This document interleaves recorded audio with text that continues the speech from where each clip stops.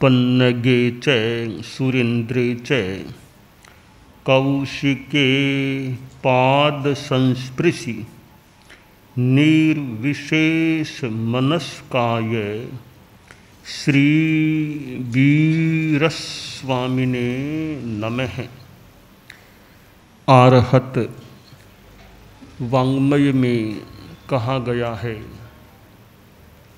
अट्ठ सुहुमा इंग पेहा ए जा इंग जानित्तु संजये दया हिगारी भूएसु आस चिट्ठ सए हिवा। आदमी के भीतर निष्ठुरता आक्रोशशीलता भी हो सकती है,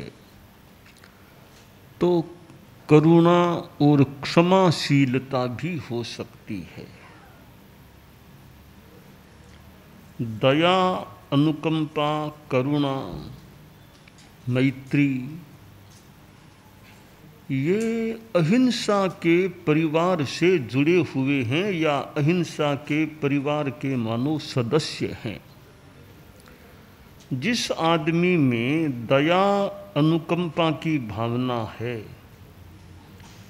वह हिंसा के पाप से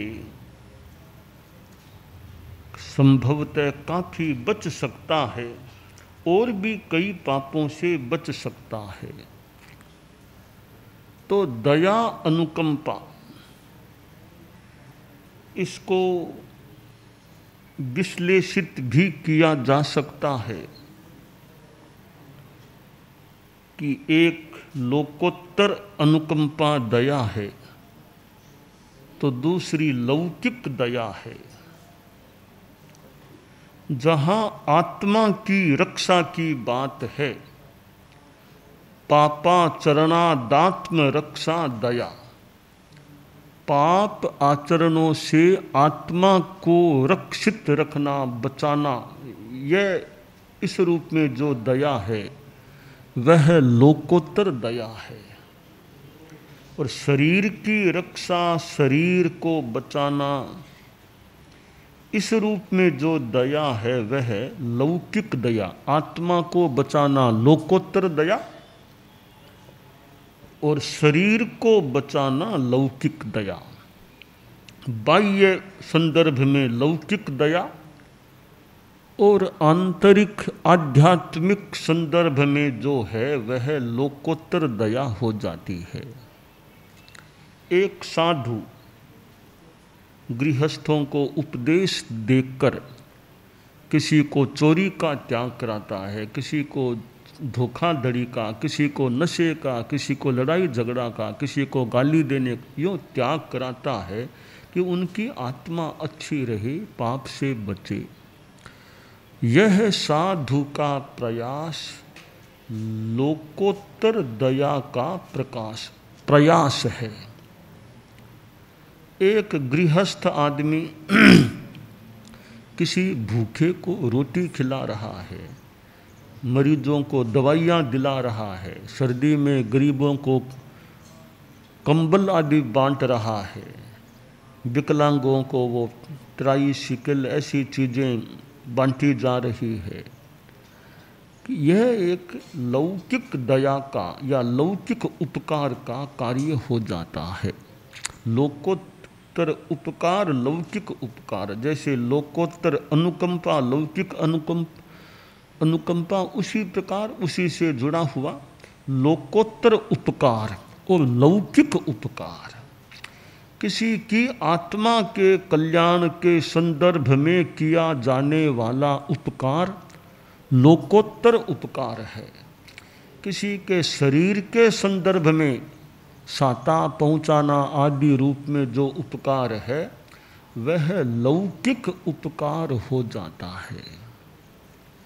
इसी प्रकार हम दान को देखें, एक लोकोत्तर दान और दूसरा लौकिक दान हो जाता है। पात्रे धर्म निबंधनम तदितरे श्रेष्ठम दयाख्यापकम मित्रे प्रीति विवर्धनम तदितरे वैरापहारक समम भृत्ते भक्ति भरावहम नृपतौ सम्मान सत्संपादकम सत्पादकम भट्टादौ सुयशस्करम वितरणम न क्वाप्य हो निष्फलम। कि दान भी दो तरह का, लोकोत्तर दान, लौकिक दान। लोकोत्तर दान में देखें, एक साधु को, एक संयमी को विशुद्ध रूप में जो दान दिया जाए आहार आदि आदि का, वह लोकोत्तर दान है। और किसी आदमी को सम्यक ज्ञान दिया जाए, ज्ञान का दान, धार्मिक शास्त्रीय तत्व का ज्ञान का दान किया जाए, वह भी लोकोत्तर दान है। प्राणियों को अभय दान, किसी को मैं नहीं मारूंगा, मेरा अहिंसा का नियम है, यह छह काय के जीवों को मारने का जो त्याग कर देना वैराग्य भाव से कि मुझे किसी की हिंसा नहीं करना, यह जीवों को मानो अभय दान हो गया। तो अभय दान भी लोकोत्तर दान है। साधुओं को कोई दान दे भोजन का, स्थान का, वह भी लोकोत्तर दान है। किसी को तत्व का, धर्म का, अध्यात्म का ज्ञान दे, वह भी एक लोकोत्तर रूप में ज्ञान का दान है। तो हम अनेक संदर्भों में, उपकार के संदर्भ में, दान के संदर्भ में, दया के संदर्भ में, कार्य के संदर्भ में, कि लौकिक और लोकोत्तर, इन रूपों में देख सकते हैं कि जो आत्मा के कल्याण से जुड़े हुए कार्य हैं वे सारे लोकोत्तर हैं। चाहे दान है, चाहे दया है, चाहे उपकार है, चाहे कार्य है, आत्म कल्याण से संबद्ध, आत्म कल्याण के लिए समुचित विधि से किए जाने वाले ये सारे उपक्रम, ये लोकोत्तर की कोटि में आ जाते हैं। और शरीर के संदर्भ में जो हैं, जो सामान्य आदमी का उपकार किया जाए, शरीर और बाह्य संदर्भों में, किसी को रोटी देना, किसी को मकान दिलवाना, कपड़ा देना और कोई ऐसा बाह्य सहयोग करना, ये सारा लौकिक सहयोग, लौकिक दया, लौकिक दान, लौकिक कार्य के रूप में हो जाते हैं, हो सकते हैं। तो एक साधु को कोई दान देता है शुद्ध रूप में, चित्त वित्त पात्र सब शुद्ध हैं, तो कहा गया धर्म निबंधनम, वह धर्म का कारण है साधु को दान देना। अब हम लौकिक संदर्भों में देखें, कभी साधु को तो नहीं दिया और किसी सामान्य जन को कुछ दे दें कर दें तो कहा गया श्रेष्ठम दयाख्यातकम, वो एक दयालुता का काम है। यानी एक लौकिक संदर्भ में हम मान लें, लौकिक दया का कार्य है किसी गरीब को, ज़रूरतमंद को कुछ दे देना, सहायता कर देना, वो दया, लौकिक दया का कार्य है। किसी मित्र को कुछ दे दें तो, मित्र है, उसका जन्म दिवस है, बर्थडे, कुछ गिफ्ट कुछ दे दी, वो लौकिक संदर्भ की चीज़ है, उससे आपका प्रेम भाव बढ़ सकता है, भी दोनों का, मित्र मित्र का प्रेम बढ़ सकेगा। किसी दुश्मन को दे दें तो, दुश्मन को देना है भी मुश्किल, फिर भी कोई दे दे तो आपकी दुश्मनी आपस की दूर हो सकती है। और क्या कोई नौकर चाकर जो हैं घर में रहने वाले, काम करने वाले, उनको होली दिवाली ऐसा कुछ दे दिया, कुछ गिफ्ट दे दी, तो क्या होगा? भी नौकर चाकर को एक्स्ट्रा कुछ आप देंगे वेतन के सिवाय, तो नौकर में आपके प्रति भक्ति भावना, सेवा की भावना बढ़ सकती है। और क्या किसी राजा या कोई मंत्री, राजनेता, मंत्री, इनको कुछ गिफ्ट में और में कुछ यूँ दे दें तो कि उनको दोगे तो वे आपके मौके पर सहयोग कर सकते हैं, आपका मान सम्मान बढ़ा सकते हैं। आपकी समस्या कोई होगी तो वो आपको सहयोग करके आपकी समस्या को दूर करने का प्रयास कर सकते हैं। और कोई ये कविता बनाने वाले ऐसे कोई लोगों को कुछ दे देंगे तो वो आपके बारे में बढ़िया कविता, गुणगान की कविता बना सकेंगे। कि इस प्रकार जो वितरण है, दान है, कि वो निष्फल नहीं जाता, कोई न कोई फल उसका होता है। तो साधु को दोगे शुद्ध दान, वो धर्म निबंधनम, पात्रे धर्म निबंधनम, वो एक धर्म का कारण है, आध्यात्मिक, शुद्ध आध्यात्मिक लाभ का वो कारण बन जाता है। तो ये दया शब्द जो आता है कि दया अधिकारी, कि साधु दया का अधिकारी है। कैसे? कि भाई साधु तो चलने में, बैठने में और में जीवों की हिंसा न हो जाए, यह ध्यान जो रखता है वो दया का अधिकारी, दयाधिकारी है। और वह अहिंसा मूर्ति, दया मूर्ति, तन कर मन कर बचन कर, देतन काहू दुख, तुलसी पातक झड़त है देखत बाको मुख। कि जो साधु तन से, मन से, वचन से किसी को भी दुख नहीं देते, ऐसे अहिंसा मूर्ति, दया मूर्ति साधुओं का श्रद्धा भाव से दर्शन करने से दर्शन करने वाले के कर्म झड़ते हैं। दया, अहिंसा, करुणा, मैत्री, मैत्री सबके प्रति मैत्री की भावना। खैर साधु जितने अहिंसा सामान्य गृहस्थ न भी रख सके, न भी पाल सके, क्योंकि गृहस्थ के घर में तो हिंसा के अनेक काम आरंभ समारंभ के भी हो सकते हैं। पंचसूना गृहस्थस्य, कि गृहस्थ के घर में 5 सूना हिंसा के स्थान होते हैं।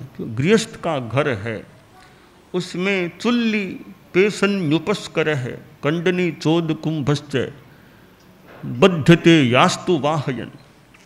कि गृहस्थ का घर है तो वहाँ अगर चूल्हा जले, भोजन पकाने में और में गैस हो, चूल्हा हो, मान लो जो भी, वहाँ भी जो हिंसा के अगर वहाँ कारण है, स्थितियाँ है, तो चूल्हे में त्रस जीव भी कोई मर जाए तो चूल्हा एक हिंसा का, अग्निकाय के जीव और जीव, वनस्पति के जीव, पानी के जीव, तो चूल्हा एक बद का स्थान हो गया।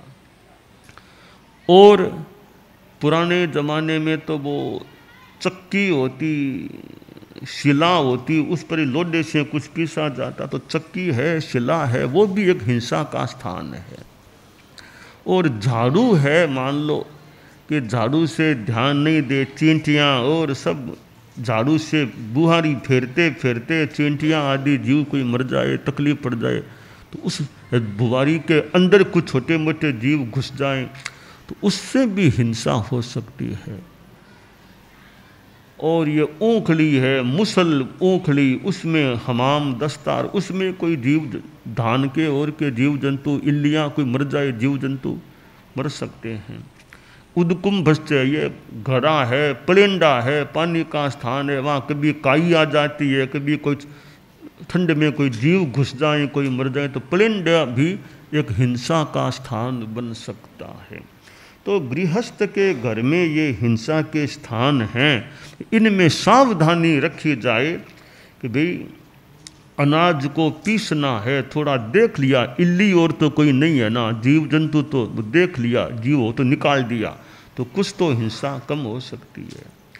अब प्लेंडा है कि प्लेंडा में थोड़ा भी काई ज़्यादा न आ जाए, इसकी थोड़ी ध्यान रख ले, काई न आ जाए।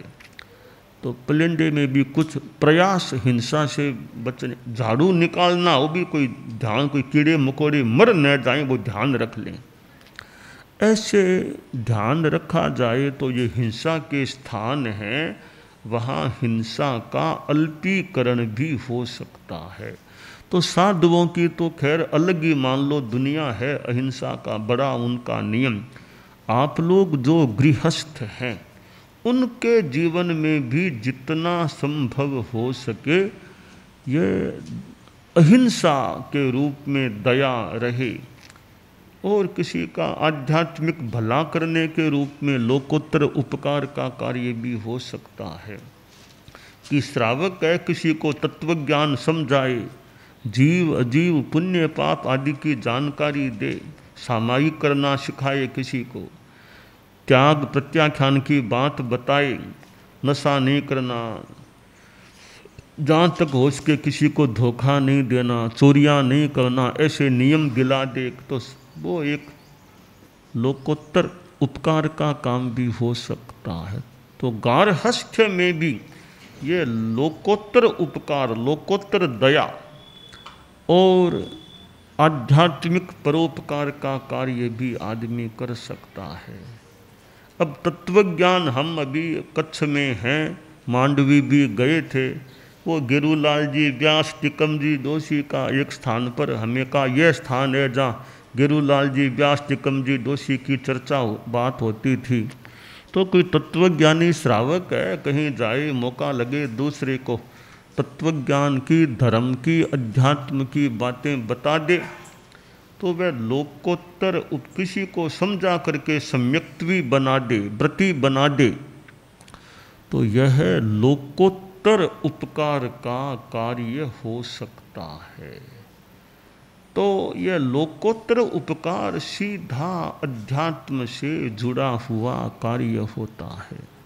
तो जो दया की बात है उसमें भी लोकोत्तर दया, इधर लौकिक दया है, संसार में लौकिक दया भी चलती है, पर यह अध्यात्म की दृष्टि से ज़्यादा वजनदार चीज है, वो लोकोत्तर दया है। साधु का जीवन तो मानो लोकोत्तर दया का एक साकार रूप सा हो सकता है कि साधु में लोकोत्तर दया चले तो भी दया, कोई जीव मर न जाए, कोई मेरे पाप न लग जाए, किसी को धर्म का और का ज्ञान देकर कल्याण के रास्ते पर लाना, यह सारा लोकोत्तर उपकार का कार्य। साधु तो किसी डाकू को भी समझा करके डकैती का त्याग करा दे, मांस खाने वाले को मांस खाने का त्याग करा दे, नॉन वेज छुड़वा दे, तो साधु तो कितना दयावान हो सकता है। अपनी ओर से हिंसा न हो जीवों की, दूसरों के कल्याण के लिए प्रयास करता है, एक व्याख्यान देता है और व्याख्यान देकर लोगों को त्याग नियम की प्रेरणा देकर त्याग प्रत्याख्यान कराता है। तो 1 घंटा में व्याख्यान भी दे दिया, घंटा सवा घंटा में त्याग नियम भी करा दिए, तो व्याख्यान देना भी लोकोत्तर उपकार हो सकता है। फिर त्याग नियम करा दिए वह और परिशिष्ट के रूप में मानो लोकोत्तर उपकार का कार्य। तो एक व्याख्यान के प्रोग्राम से भी कई बार अनेकों को सुनने का भी लाभ, फिर करने का, त्याग करने का भी लाभ मिल सकता है। तो यों साधु जन कितना लोकोत्तर उपकार का कार्य कर सकते हैं। श्रावक लोग, आप लोग भी लोकोत्तर उपकार का कार्य भी कर सकते हैं। तो हम अपने जीवन में दया, करुणा, मैत्री, अनुकंपा, अहिंसा, ये जो सारा मानो अहिंसा का परिवार है, इस परिवार से जुड़े रहें कि अहिंसा मेरे जीवन में रहे, हिंसा से मैं बचने का प्रयास करूं, दूसरों को भी अहिंसा के पथ पर चलाने का, लाने का कार्य भी जितना हो सके करता रहूं। तो ये श्रावक जीवन, गृहस्थ जीवन है, इसमें भी जितना धर्म ध्यान हो सके, दूसरों पर आध्यात्मिक उपकार हो सके, वो करने का प्रयास करना चाहिए।